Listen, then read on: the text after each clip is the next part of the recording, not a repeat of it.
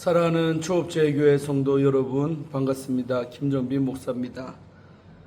간밤에도 평안히 잘 주무셨습니까? 오늘은 2026년 7월 26일 성령간임절 지난 9번째 주일 아침입니다. 오늘도 복된 주일 되시기를 주의 이름으로 축원드립니다.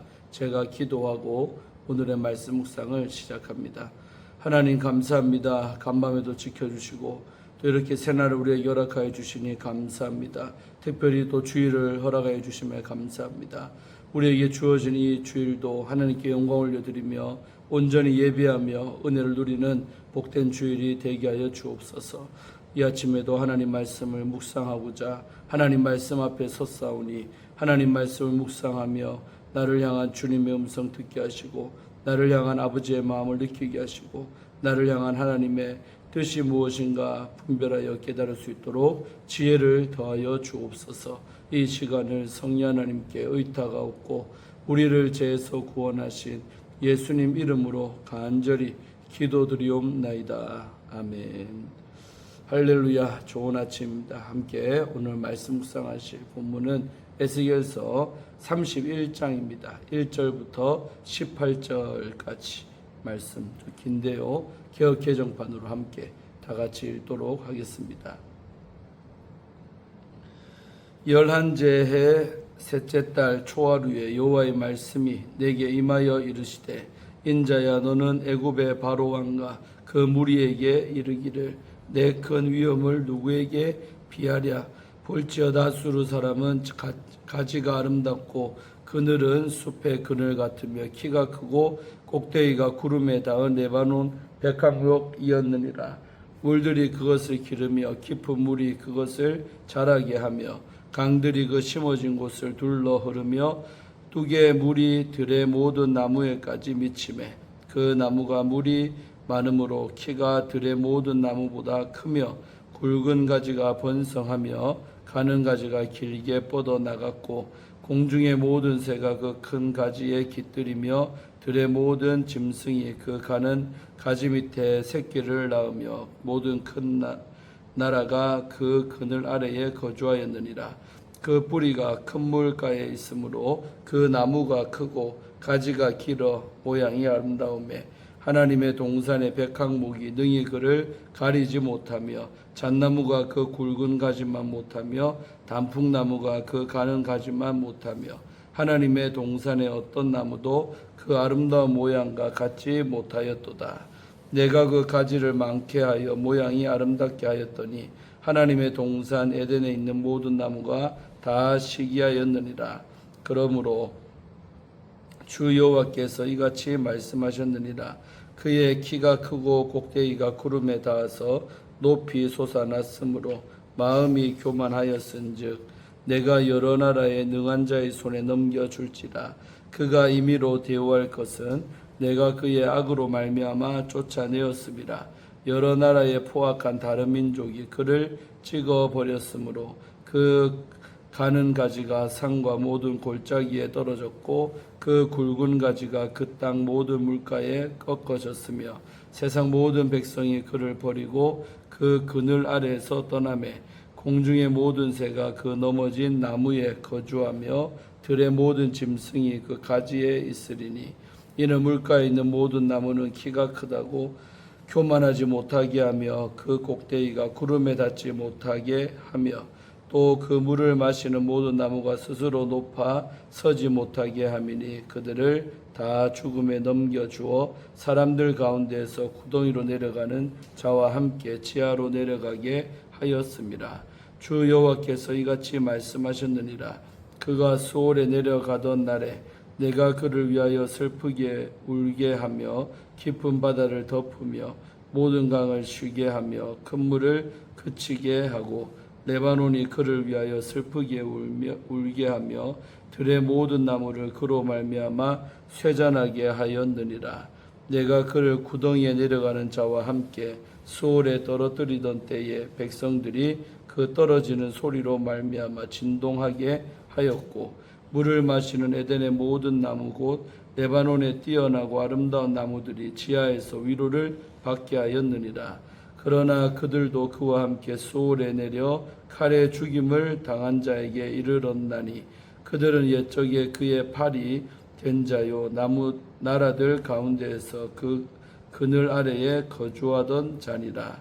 너의 영광과 위대함이 에덴의 나무들 중에서 어떤 것과 같은고. 그러나 네가 에덴의 나무들과 함께 지하에 내려갈 것이요 거기에서 할례를 받지 못하고 칼에 죽임을 당한 자 가운데에 누우리라.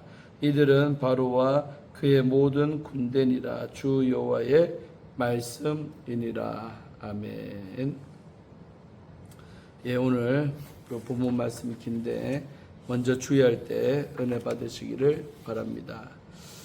자, 오늘 1절과 2절의 말씀은 애굽의 위험을 향한 질문이 나오고 있죠. 제11년 3월 1일에 선지자 에스겔에게 여호와의 말씀이 임합니다.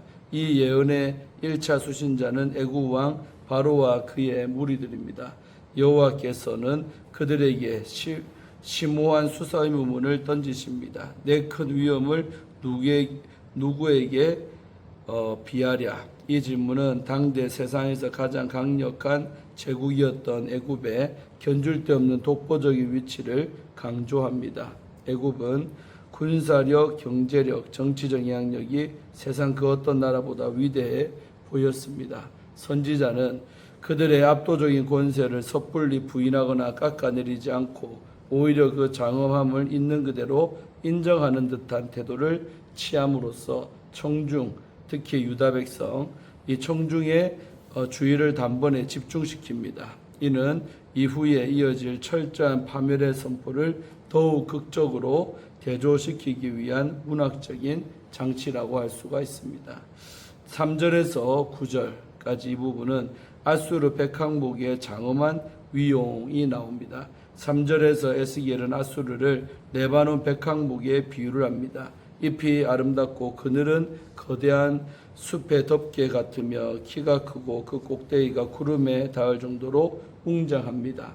여기서 한글 개역 개정 성경이 아수르 사람, 아슈르로 번역한 부분은 구약 성경의 난해 구절 중에 하나입니다.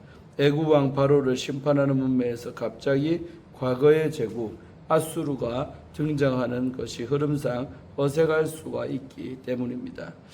레슬리 알렌, 또 발터, 짐멀리 등 현대 구약 학자들은 이 단어를 히브리어 테아슈르, 삼나무 또는 잣나무의 오기로 보거나 또 아니면 아수르 자체를 일종의 잣나무나 백항목을 가리키는 고유명사로 해석하기도 합니다. 즉, 이 구절을 아수르 제국을 빗대는 것을 넘어 볼지어다 바로 너는 레바논의 가장 아름다운 백항목과 같다. 라며 특정한 나라를 넘어 애굽 왕 바로를 거대한 우주나무에 직접 비유한 것으로 보는 견해입니다. 4절과 5절에 등장하는 깊은 물, 태훔이라는데 깊은 물은 창조 기사나 홍수 신바대에 등장하는 무한하고 원초적인 아주 심연의 물을 상징합니다. 물들이 그것을 기르며 깊은 물이 그것을 자라게 하며라는 표현은 바로 애굽의 권세가 하나님의 통치하시는 자연과 역사의 섭리 속에서 자라난 것임을 암시합니다. 6절에서 이 거대한 나무 가지에 깃들이는 새와 짐승과 나라들은 애굽의 강력한 군사력과 경제력이라는 거대한 우산 아래로 모여들어 보호를 요청하는 주변의 속국과 동맹국들을 상징합니다. 애굽은 스스로를 만국을 먹여 살리고 보호하는 신적 존재이자 생명을 제공하는 자로 여겼던 것입니다. 7절에서 9절은 이 백항목의 아름다움이 에덴의 나무들조차 시기할 정도였다라고 묘사합니다. 고대의 다른 강력한 제국이나 신화적인 존재들을 상징하는 에덴의 어떤 나무도 애굽의 영광과는 필적할 수가 없었습니다. 그런데 9절에서 신학적인 반전이 나타납니다. 내가 그 가지를 많게 하여 모양이 아름답게 하였더니라는 선언입니다. 애굽이 누린 전무후무한 번영은 여호와 하나님의 창조적인 섭리 안에서 허락된 것이었습니다. 이 은혜의 기원을 망각하면 스스로를 신격화하는 죄에 빠지고 마는데 이 현상이 애굽에서 나타났던 것입니다. 10절에서 14절까지 부분은 교만으로 인한 백항목의 비참한 추락이 나오고 있습니다. 10절과 11절은 영광스러운 백항목이 심판을 받게 되는 결정적인 원인을 진단합니다. 나무가 높이 자라난 것 자체는 죄가 아니었습니다. 그러나 외적 높아짐이 내면의 교만으로 전이가 되어 피조물의 한계를 넘어섰고 이것이 심판의 직접적인 원인이 되었습니다. 하나님은 포악한 다른 민족 곧 바벨론의 느부갓네살 왕의 손에 그를 넘길 것을 선언하십니다. 이어서 심판의 처참한 결과가 생생하게 그려집니다. 강포한 이방인들이 그 거대한 나무를 무참히 베어 산과 골짜기에 버립니다. 과거의 그 그늘 아래에서 보호를 받던 새와 들짐승들은 이제 쓰러진 나무의 시체 위에 거하며 그것을 뜯어먹는 존재로 바뀝니다. 14절에서는 이 잔혹한 심판의 궁극적인 교훈이 제시됩니다. 하나님은 최고 권력의 몰락을 전시하심으로써 세상 열방의 통치자들이 아무리 강대할지라도 자신들 역시 결국 죽음의 영역, 구덩이라고 하죠. 죽음의 영역으로 내려가야만 하는 유한한 피조물에 불과함을 철저하게 하나님께서 깨닫게 하십니다. 자, 마지막 15절에서 18절까지 부분은 수월로 향한 하강과 우주적인 애곡이 주된 내용입니다.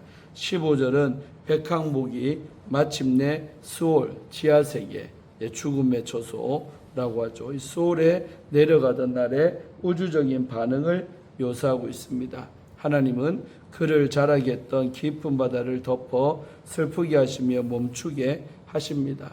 생명과 풍요의 근원이었던 물이 이제는 죽음의 슬픔과 애통을 표현하는 우주적 장례식의 도구가 됩니다. 16절에서 17절에 따르면 그가 무저갱의 구덩이에 내려갈 때 그 거대한 진동 소리에 열국이 공포에 떨었습니다. 먼저 수월에 내려가 있던 에덴의 나무들, 과거에 멸망한 위대한 제국들을 말합니다. 이것들이 그의 하강을 보고 지하에서 위로를 받았습니다. 왜냐하면 같은 처지가 되었다는 것이죠. 신탁의 마지막 절에서 하나님은 다시금 애굽 왕 바로를 향해 직접적인 질문을 던지십니다. 18절이죠. 너의 영광과 위대함이 에덴의 나무들 중 누구와 같으냐? 이 질문의 결론은 자명하며 치명적입니다. 찬란했던 바로 역시 다른 모든 에덴의 나무들과 함께 어둡고 참혹한 지하세계로 내려가 할례받지 못한 자, 가장 수치스럽고 저주받은 죽음이죠. 이 할례받지 못한 자들과 함께 누워 흙으로 돌아갈 것입니다. 이는 유다가 그토록 의지하고 바로 스스로도 영원할 것이라고 믿어 의심치 않았던 애굽의 영화가 결국은 허무하고 비참한 종말을 맞이할 것임을 확언하는 엄중한 선포입니다. 거대한 백항목은 자신이 받은 은혜를 철저히 망각을 했지요. 그 나무가 하늘에 닿을 듯 자랄 수 있었던 유일한 이유는 창조주께서 허락하신 태움, 깊은 물에 생명력이 있었기 때문이지 나무의 자생적인 능력 때문은 아니었던 것입니다. 본문은 인간과 제국의 높아짐 그 자체보다 그 높아짐으로 인해 창조주를 잊고 마음이 교만해진 것을 가장 심각하게 경계합니다. 하나님의 주권을 망각한 권력은 결국은 수월의 깊은 어둠 속으로 추락할 수밖에 없음을 에스겔의 신탁은 역설하고 있습니다. 아멘. 예, 주에는 마쳤고요. 이어서 넘어지는 교만한 나무라는 주제를 갖고 말씀을 나눌 때 은혜 받으시기를 바랍니다. 오늘 본문에서 에스겔이 애굽의 바로 앞에 선포한 것은 무너진 제국 아수르의 역사였습니다. 하나님은 한때 세상에서 가장 높이 솟았던 나무, 누구도 견줄 수 없다고 자랑하던 제국이 어떻게 쓰러졌는가를 상기시킵니다. 번영은 하나님이 주시는 것이기에 이를 망각하고 교만해지면 하나님께 심판을 받고 낮아지는 결과를 맞이할 수밖에 없습니다. 하나님이 어떤 분인지 잊지 않을 때 우리는 아수르와 애굽의 전철을 밟지 않습니다. 자, 첫째로 번영을 주시는 하나님. 우리 1절에서 9절까지의 말씀 중심으로 보면 에스겔은 아수르를 레바논의 웅장한 백항목에 비유를 합니다. 아수르는 깊은 샘에서 올라오는 물로 자라났고 그 가지는 하늘에 닿을 만큼 높았습니다. 새들은 그 가지에 깃들었고 들짐승들은 그 그늘 아래에서 쉬었습니다. 하나님의 동산 에덴에 어떤 나무도 아수르와 같을 수는 없었습니다. 그런데 그 번영은 아수르 스스로 만들어낸 것이 아니었습니다. 하나님이 물을 공급하셨고 자라게 하셨습니다. 아수르의 번영은 처음부터 끝까지 하나님의 선물이었습니다. 그러나 아수르는 그 번영을 자신의 것으로 여기며 교만해졌습니다. 우리 삶이 순조롭게 흘러가면 우리는 그것의 근원을 기억해야 합니다. 번영이 깊어질수록 그 뿌리가 하나님께 있음을 더 선명하게 기억을 하며 또 순탄한 때일수록 더욱 겸손히 하나님 앞에 서는 성도가 되어야 할 줄로 믿습니다. 둘째로 교만한 자를 심판하시는 하나님입니다. 우리 10절에서 14절 중심으로 보시면 이 에스겔은 아수르가 왜 무너졌는가를 밝히고 있습니다.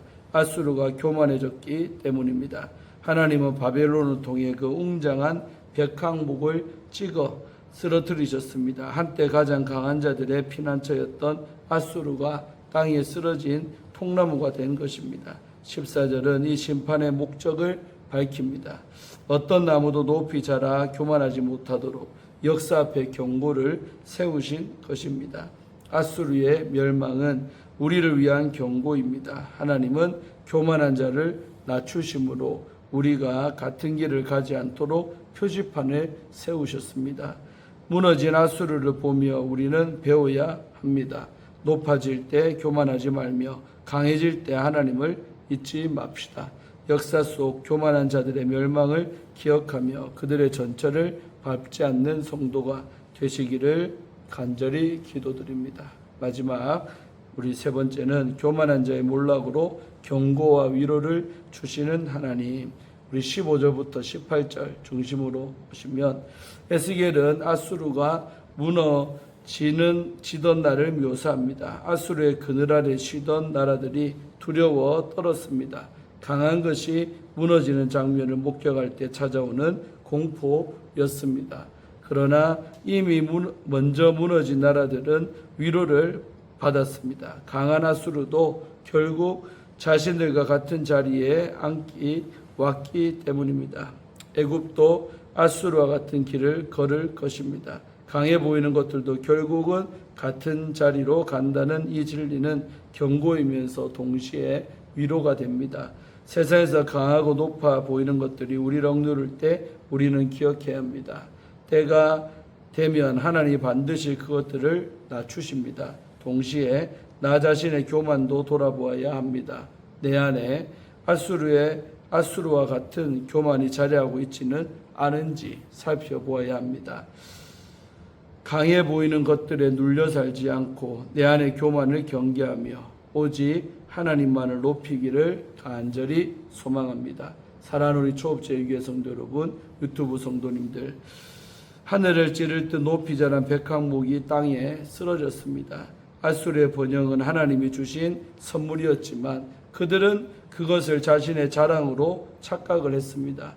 교만이 그들을 무너뜨렸고 하나님은 그 멸망을 역사 속에 경고로 세우셨습니다. 우리는 이 경고를 주의 깊게 듣고 내 안에 교만한 마음이 자리 잡지 않도록 경계해야 할 줄로 믿습니다. 세상에 강한 것들이 우리를 억누를 때에는 하나님이 주실 위로를 기다리십시다. 번영 속에서 겸손을 잃지 않고 강해질 때 하나님을 잊지 않으며 오직 영원하신 하나님만을 높이는 우리 모든 성도님들 되시기를 간절히 기도드립니다. 아멘. 우리 마지막으로 만나교회 목사님이죠. 김병삼 목사님이 쓰신 하나님의 손길이라는 책의 일부분 읽어드리고 마치려고 합니다. 우리는 정신없이 빠르게 달려가는 시대를 사느라 묵상을 위해 따로 시간을 내는데 몹시 인색합니다. 영국의 시인이자 비평가인 S.T. 콜리지는 잠자리에 들 때까지 시간을 낭비하지 않고 공부한다며 자랑을 했습니다. 그러자 그 말을 들은 한 퀘이커 교도가 그러면 생각은 언제 하세요? 라며 그의 허를 찔렀습니다. 우리는 얼마나 바쁘게 사는지 하나님의 부르심에 응답할 시간조차 없습니다. 하나님의 음성을 듣기를 원한다면 귀 기울일 시간부터 확보해야 합니다. 우리는 하나님의 음성에 집중하지 못할 때가 많습니다. 우리 헨리 블랙커비는 어느 강의에서 자신의 경험을 나누며 가까운 사람의 작은 신호도 듣지 못했던 순간을 소개했습니다.